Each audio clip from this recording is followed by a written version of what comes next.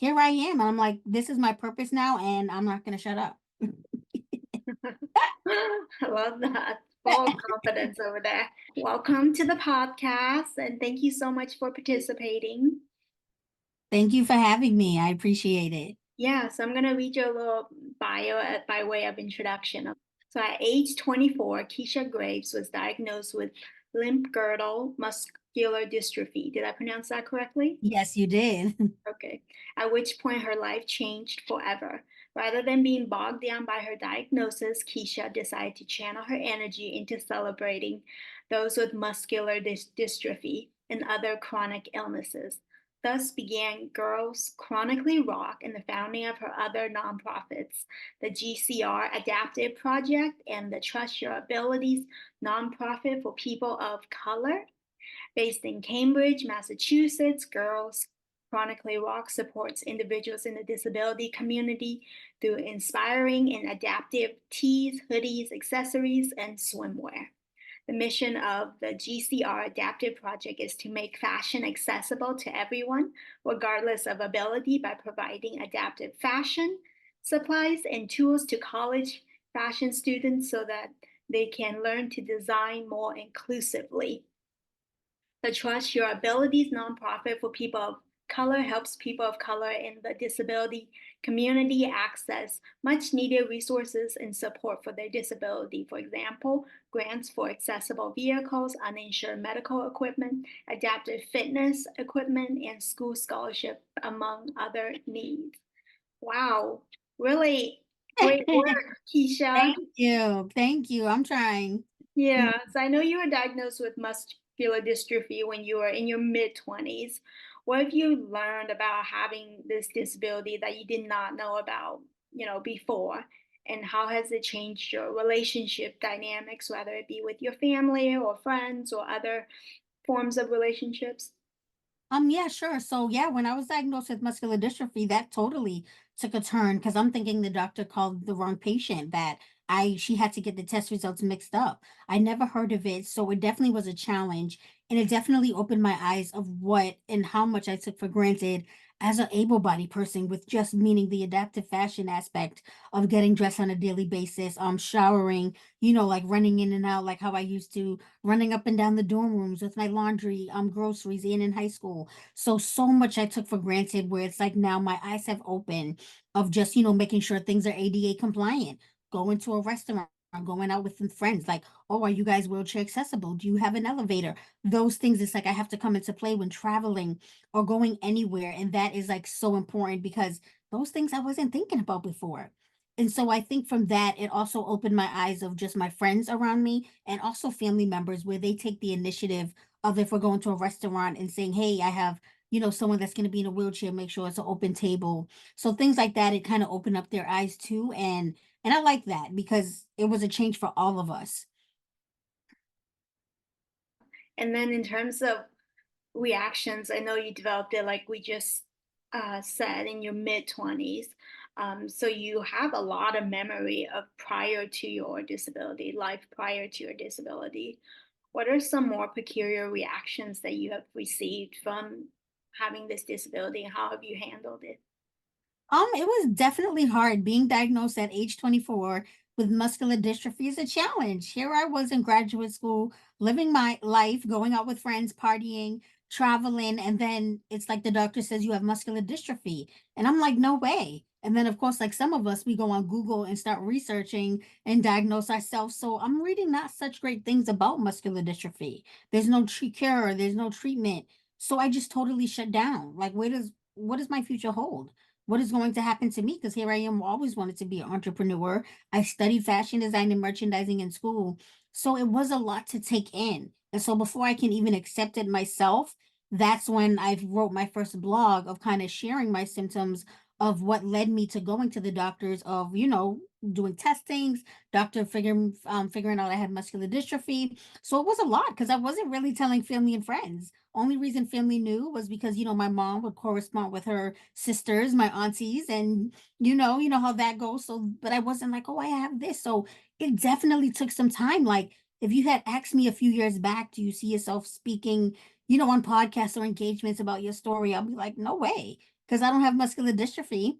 Even when I started to use a cane, I would tell my employers that I was in a car accident or I sprained my ankle because saying muscular dystrophy out loud just didn't seem too real for me. So it definitely took, some time to get used to. So in order for me to express that to others, I need to accept it within myself first.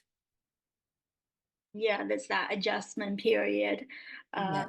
And, for everyone, it's different, right? Um, Yes. with how long it takes to um, embody that identity. Yeah. So, do you feel there is a large distance between you and, um, between you and people without disabilities, now due to any attitudinal or infrastructural barriers you've you may have experienced? Yeah, I think so. I guess I may get the support in family and friends. That's great. But I tell people to this day, there's nothing, and I mean nothing like talking to somebody who knows and gets what it's like living with a disability, living in a wheelchair, having to rely on home health aides each and every day. So yes, I definitely believe yes, it's a difference. Just going out with, family and friends, I'm gonna be honest with it's like, yeah, they may get it, like, oh, you may need certain accommodations, but to me personally, I sometimes feel like maybe I'm a burden, and yes, they may not say it, but I feel like I am, or I feel like I'm getting excluded out of certain vacations, certain trips, because they figured, oh, well, Keisha's gonna need this and that instead of just maybe asking. So Mhm. yes, I definitely felt like that over the years of, and I expressed that with, family and friends. And it's kind of as an eye opener because I kind of realized like, oh, I realize who my true friends are or who my true family members are. But yes, I feel like I was like left out of certain things with both family and friends due to, my disability and me feeling like a burden. Yeah, I think that's very relatable for a lot of us with disabilities, right? Especially Yeah, with visible disabilities, where you do feel like you're a burden to the people around you, the relationships around you. yeah. Which relates to the next question, which is, do you feel that people treat you differently when you're sitting in a wheelchair versus standing up? And this is multi-pronged. Tell me if it's too much, and I can ask it in segments. So I said, if yes, how so? What about in terms of mental adjustments and getting used to that whole uh, identity of having a disability versus without a disability. Yeah, sure. I would say like it's kind of was more so in myself. I feel like, because when I was first diagnosed, I used to be able to drive still and kind of walk, like, with a little waddle, but I was still like independent, able to do my merchandising job. I'm traveling to different stores. So when I had a fall 2 years ago, or going on 3 years now, which led me into the nursing home, and I kind of feel like in there they kind of made me worse, which caused me to be wheelchair bound, where I'm not able to even stand up and transfer from my wheelchair to the toilet like I used to and transfer to the bed. And that was a huge damper on myself. So as far as like people like feeling different, they haven't probably said it, but I go by actions, as I mentioned earlier about them not, like inviting me, or I feel neglected because maybe now I'm a burden. Now I have to use a Hoyer lift when transferring to the bed, when traveling, and all of that, to the shower. So yes, I feel like they may not have said it physically, but I go by actions. I'm a true believer in that. But also besides them, for me personally, like when I was in the wheelchair, it's like had its pros and cons. Because when I used to stand up, I used to have to wear certain shoes that, would be okay to walk in, like even with my cane, walking around my apartment, going anywhere. Whereas now that I'm in wheelchair bound, I can like wear all the different shoes and heels and Crocs that I used to want. Used to like, would want to wear because I feel like, oh, I'm in a wheelchair, so I can wear whatever because I don't have to stand up and walk. So that was kind of like where it felt like a weight lifted off my shoulder, if that made sense, where people don't understand. Just when me, I used to transfer from my wheelchair to the toilet, where I used to have like so much fearness. Like, oh my God, am I gonna make it? Am I gonna make it to the toilet? People may like, able-bodied people may think, oh yeah, that's nothing. But for me to stand up by myself in the bathroom with no aids there, transferring to the toilet, sometimes I was like, I don't know if I'm gonna make it. And then just making it to the toilet was like a huge relief.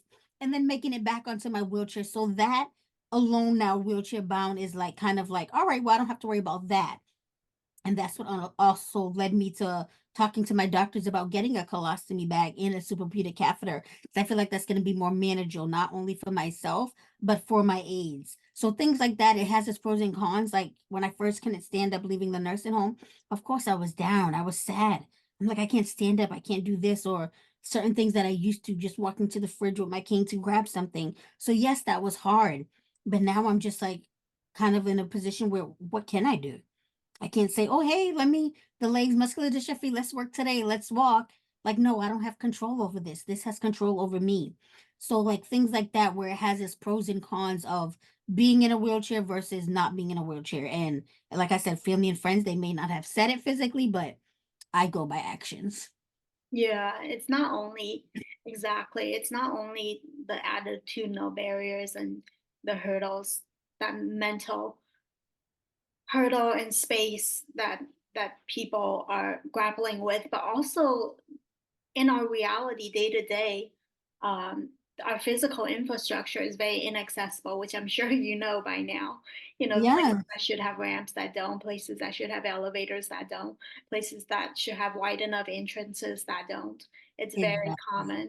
And so it's not only that we see people's actions and they're excluding us, but also even for those who want to include us, the physical structure is created in such a way that it's difficult to include Yeah, people like us, right?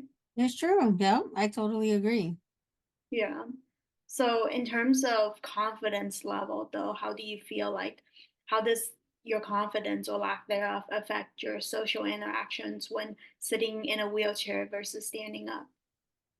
Yeah, I would say at the end of the day, I tell everybody, yeah, you may see me smiling, cheerful on whether it be an Instagram post or whatever, but I'm like, I'm still dealing with a lot. I still have my days. I would be here happy, cheerful, and then all of a sudden, just like things where I wish I used to do before as an able-bodied person, I would just totally start to cry, crying in bed at night. And I'm just like, you never know what I'm dealing with or with other people dealing with. So yeah, it's like definitely I have my days and I tell people what helps me sane is like going on TikTok, watching funny videos, and just like, watching my shows is what keeps me sane. Or people like yourself asking me, oh, would you like to be on my podcast? And I'm just like, oh wow, like they want me on there. Like they understand my mission and they want little old me. So things like that. But I still have my days. I tell people I'm like, at the end of the day, don't forget I'm living with muscular dystrophy. This is something that came on me later on. I'm just like, where did it come from? Nobody in my family seems to have it. I don't have control over it. This has control over me. I pretty much wake up each day and this muscular tells me what it wants to do. I don't know if the body's going to feel too tired, too exhausting. They want you to do physical therapy, but not too much physical therapy. So it's a lot, but each day it's like, it's been like what over, man, I can't like over 11 years or more I was diagnosed, but I still feel like it was yesterday. So I used to, play softball, in school and run up and down the stairs. So it's like you never know what's going on in your body, but I'm adjusting to it. It's a part of me, but it's not who I am. And all I can do is take it each day at a time. Hmm. Yeah. And so there's definitely a lot of, it sounds like, heavy emotions that comes Oh with. yeah. And I suffer. Yes, my attitude definitely is still I have depression. I'm like open to say that now I have anxiety, because sometimes I do have dark thoughts. Like, why am I here? Why is this happening to me? Why can't I just live the life I wanted to, traveling, being a fashion designer on my feet? So things like that I do question. I do see a therapist weekly, which definitely helps. So I definitely recommend like, whoever's out there like dealing with it, like therapy definitely helps. And what also helps me is, like I said, talking to like the different support groups, like on Facebook, like living with limb-girdle muscular dystrophy, living with muscular dystrophy. And then I have two friends here in Boston that I met through the MDA that we still connect and we talk to every day because they get it. Like, hey, has your body felt like this? Has you done this? Like, they get it at the end of the day, opposed to me asking like someone that does not have a disability at all or does not know, what it's like living with muscular dystrophy every day. So I'm grateful for those like support groups that I can go to and vent because they get it. Hmm. Yeah, it's totally different when you meet people that have that firsthand experience, right? And Yes. they're really just living through the day-to-day, detail by detail, um, Right. experience of it all. So, shifting gears just slightly with this next question, I know, with the recent pandemic that just swept over, a lot of things became virtual. Did that make things easier for you and easier, you think, for people with disability in general? Yes, I would say during the pandemic when things became virtual, I think like that was such a huge eye opener and also for people in the able bodied world. Cause I'm like, this is something us in the disability community have been asking for forever. Just a certain accommodation. Now, like all of a sudden the pandemic happened. Now you can do televisits online, interviews, Zoom meetings. And I'm like, was that so hard? So sometimes I still think about that now that you bring it up where it's like, look how quickly they was able to transition, but for us in the disability community, this is something we've been asking for years. Perfect example, I was asking for reasonable accommodations at a merchandising job I used to work at. And they said no, and they let me go. All I was asking to maybe do more at home, like activities of like, still doing the merchandising, but reasonable accommodation. And they said no. But look at how quickly the world changed during that time. So yes, I think it made a huge difference. I love now that, if I can't make it in, I'm like, can we do a televisit? Now I can do televisit with my therapist, with the nutritionist, my PCP if I have a question. And it's like, look how easy was that was. That wasn't so hard, right? So I think, well, for us in the disability community, I felt like it was a huge, accomplishment, a huge transition. But I'm like, look how easy that was. And we was just asking for something so simple. Now you guys can do it in an instance. Yeah, there's something a lot to be said about how certain services by have been, advocated for a long time by the disability community. Right. And then when, um, um, mainstream population is affected, or a population with more purchasing power sometimes is affected, and all of a sudden anything is possible. Yep. So do you think those kind of virtual services and the the good side of the services that came out of the pandemic, do you think it'll last and stick? Obviously, the pandemic was something that's tragic and um, Hmm. sad for many people, but some services that came out of it are benefiting certain groups of people, right? Yes, I totally agree. Like even look at how I heard during that time Twitter, they said all their employees can work from home. Like now my sister works at MIT out here in Cambridge. She was able to move to Florida but still work conveniently and still get things done from home. So it's like it was just a matter of it took for this big COVID pandemic to happen for companies and organizations to realize. And I think that now even my Zoom meetings like this still on Zoom. I am now on different boards and everything's on Zoom. It's not in person, and that's personally convenient for me because, like I said, living with muscular dystrophy, I don't know what the body's going to feel like. So, able to hop on my computer or my phone, just join a meeting or televisit is so convenient because I may be in bed, I may be exhausted or tired. So, it definitely helps. Whereas sometimes, too, I don't have my home health aides, they don't want to show up and do their job. So, I'm here stuck.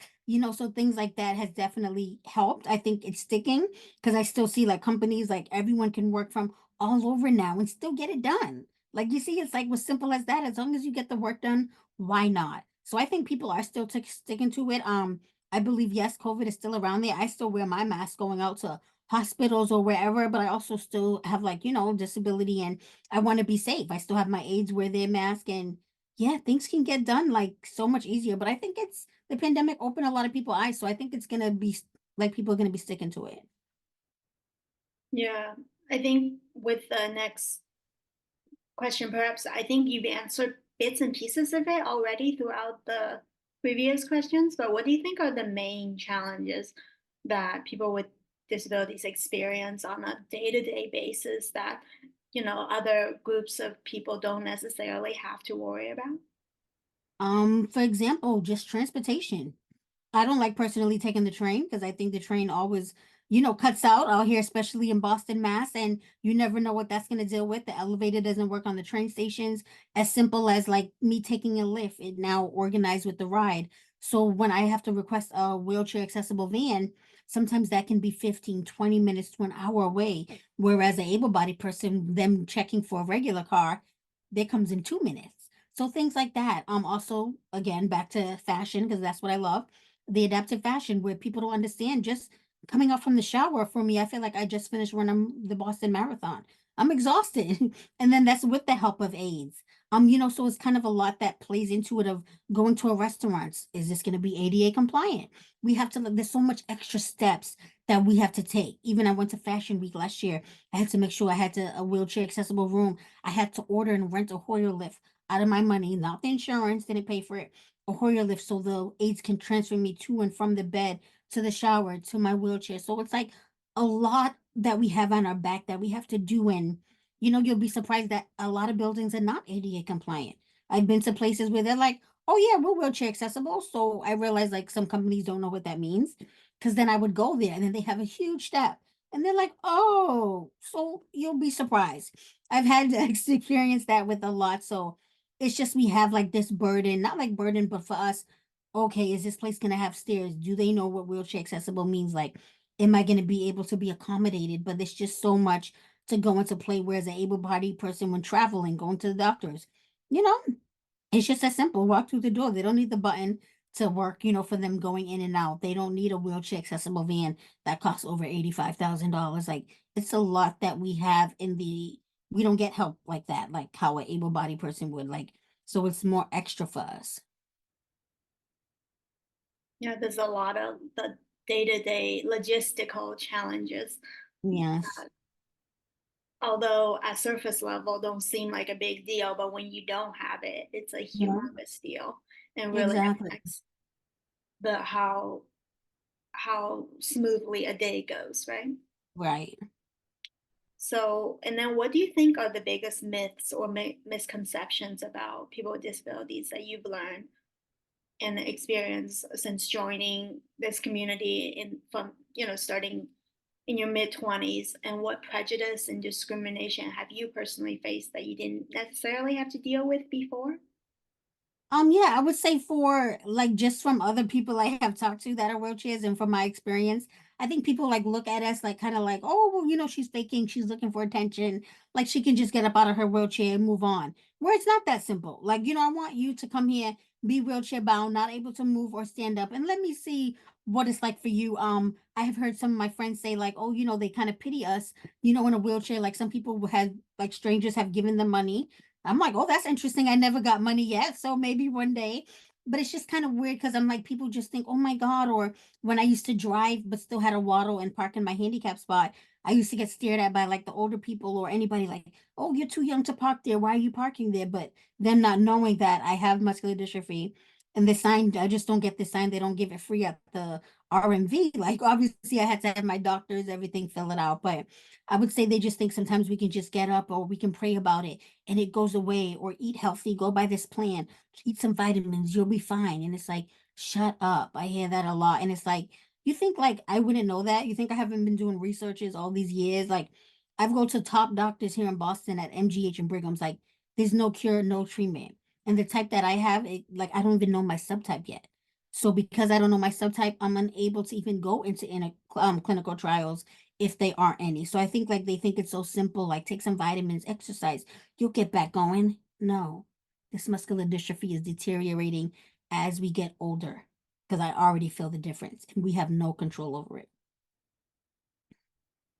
And really needing, there's definitely that education gap, right? Yes. Giving unsolicited advice or having all these prejudices, that's unhelpful and unhealthy too for everyone involved. Yes. So in your bio, you wrote, so I'm going to quote your bio. You said, when going out, I find myself researching about where I am going first. Like, does this place have stairs? Does it have an elevator? Do they accommodate handicapped people? Unquote. So is there a particular reason why you use the word handicap here? Because I'm sure you may know that some people think of it as a derogatory term. So, what are your thoughts on the language that we currently have available to describe ourselves? Not just the word handicap, but just in general, the word disability, the word any number of words that we use to describe our minority group, whether it's identity first language or person first language. Yeah, I would say for me, I don't bother by the word handicap. It doesn't bother me. I know some people it does, but I feel like this is something I'm still learning each and every day myself. Like I don't know it all. I do say I don't like the word when people use cripple. That word I particularly, I'm just like, that's so like the golden age, like ages, like stone ages from back then.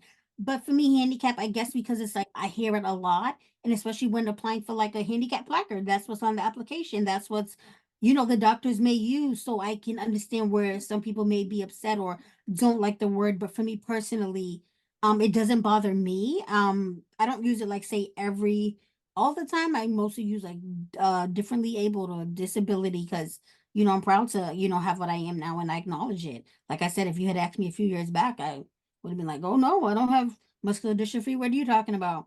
So the word doesn't necessarily bother me, but I do know and understand that it may bother other people. Everybody has their different terms. Like some people they're like, no, I like to use differently abled.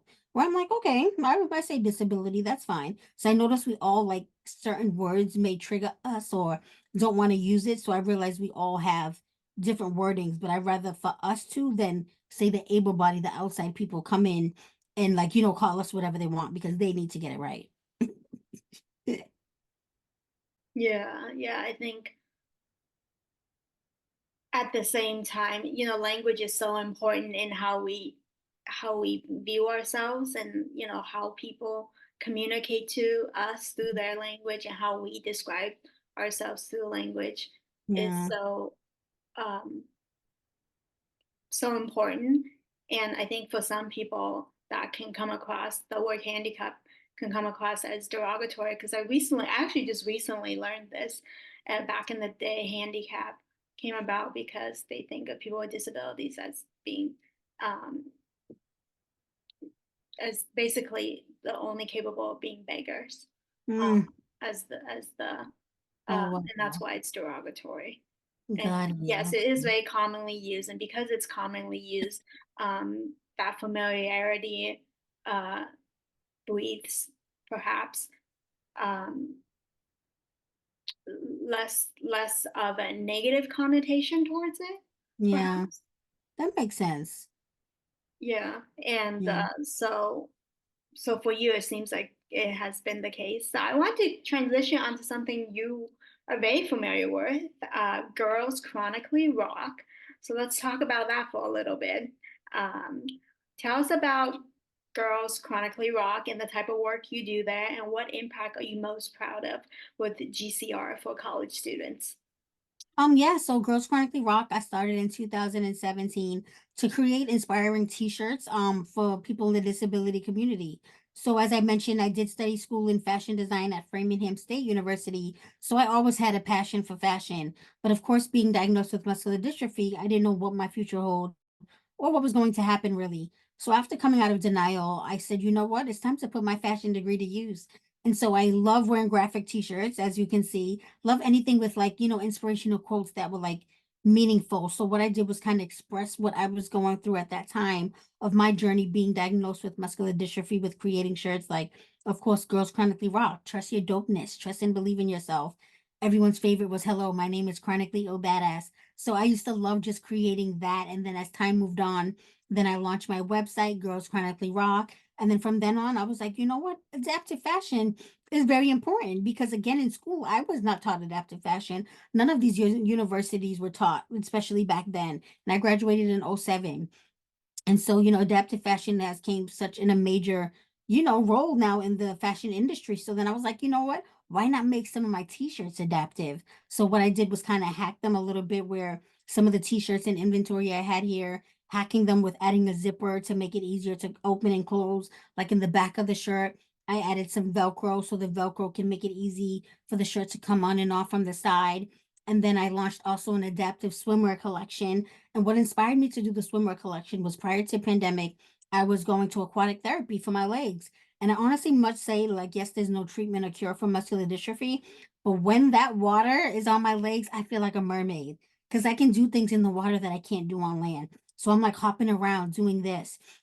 And so I love that. And so with that, I was like, imagine for an able-bodied person when coming out from the pool, how that bathing suit just sticks to you. So imagine for someone like us in a wheelchair holding on for dear life. So I wanted to create an adaptive swimwear to make it more accessible and adaptive to take on and off, when going to aquatic therapy. So that's what inspired to start the adaptive line and things like that. And I'm glad my one of my favorite designers I looked up to, Tommy Hilfiger, now has an adaptive fashion line as well. So it is getting more inclusive. So that's why then I did a spin-off of Girls Chronically Rock and I created GCR Adaptive Project, which is a nonprofit, a 501c3. And with that, I wanted to create, kind of incorporate GCR Adaptive Project in colleges and universities to teach the students about adaptive fashion. Because I'm like, that's where it starts. That's where it starts. These designers are learning and growing in school. And like I said, when I was in school, I didn't know about adaptive fashion. I also didn't have a disability. So I wasn't thinking about any of that things.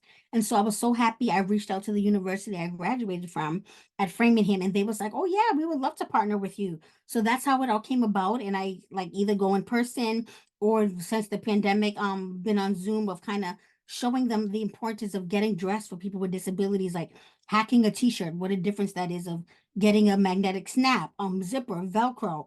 And then I also bring in other people, my friends that have disability on the Zoom call so they can get their perspective as well, because some struggles may not be my friend's struggles and vice versa. So that's where the GCR Adaptive comes in. And with that, I get grants to provide to the college students so they can buy those materials. Because a lot of people think in fashion school the school covers all of that, but no, they do not. Looking back, I'm like, thank God for my mom, with buying me a sewing machine at home, the fabric and all this that I need. So it can add up. And so, and like here I am wanting to add more, with them creating adaptive fashion. So that's when I would give the students grants to go out and buy the necessary, materials and things to create the adaptive fashion because I'm like, that's where it starts. That's wonderful. I think in terms of adaptive fashion, it's definitely gone a long ways. I interviewed Mindy Shire a couple weeks ago Oh from yeah. Runway of Dreams, and Yes. she really was a tremendous was a tremendous figure in making that happen with Tommy Hilfiger and a number of Yes. other big companies and Right. having that adaptive fashion line. And then you doing your adaptive gear. I think it's wonderful. The more people Yeah. who do adaptive gear, the better because it just Exactly. Bringing more awareness. yeah, it just raises that much more awareness, and then it'll be fine tuned. There'll be adaptive everything, not just general clothing. It'll be like pants and shirts and this and that Right. and the other, just like with Exactly. just like with any other product for the for the population that don't have disabilities, right? Exactly. And I know you do a bit of motivational speaking as well. So, what have you learned about being a motivational speaker, and what does it take to become an effective motivational speaker, you think? I would say for me, being a motivational speaker, I learned to gain confidence in myself. Because then I look back in college of when I had to do speaking and presenting class, like, I was so nervous and, not able to like think I'm going to mess up or anything. And I'm not saying I'm like a perfectionist now because I still get nervous to this day of going to speak at different events or doing this and that because I'm like, oh my God, and are they going to be bored? Are they going to understand my story? So it definitely gained confidence in myself because I'm like, who better to share my story than myself? I'm the one living with it. I'm the one that was diagnosed at 24 with muscular dystrophy and my whole world shut down. And then I kind of overcame it. But then I also like to share and express that and be honest with my viewers. Like I still have my days. This is not like I'm like, hey, muscular dystrophy, let's go. This is not a party.